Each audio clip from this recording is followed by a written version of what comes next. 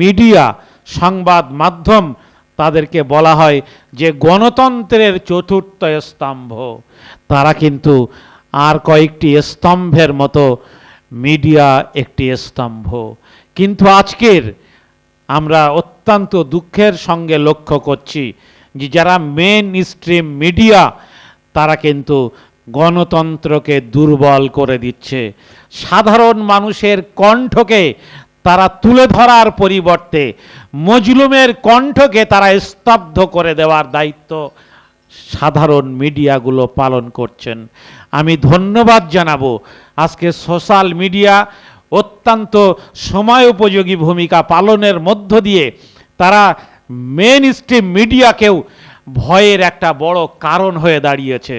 বহু জায়গায় যখন মিথ্যা এবং বানোয়াট সংবাদ তৈরি করছে মেন স্ট্রিম মিডিয়া, তখন তাদের মুখোশ খুলে দেওয়ার জন্যে সোশ্যাল মিডিয়ার সাংবাদিক বন্ধুরা কিন্তু গুরুত্বপূর্ণ দায়িত্ব পালন করছেন।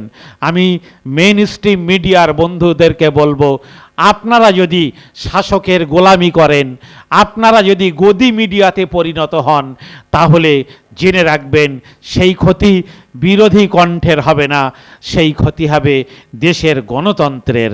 তাই দেশের গণতন্ত্রকে মজবুত করার জন্যে দেশের যারা মেন স্ট্রিম মিডিয়া তাদের কিন্তু প্রকৃত চতুর্থ স্তম্ভের ভূমিকা পালন করতে হবে।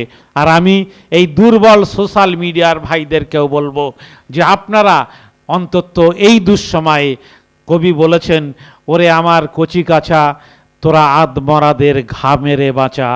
ওই নীতি মানবিক মূল্যবোধহীন সুবিধাবাদী গদি মিডিয়াগুলোর মুখোশ খুলে দেওয়ার জন্যে আজকে সোশ্যাল মিডিয়াকে আরও বেশি সক্রিয় ভূমিকা পালন করার জন্যে অনুরোধ করব।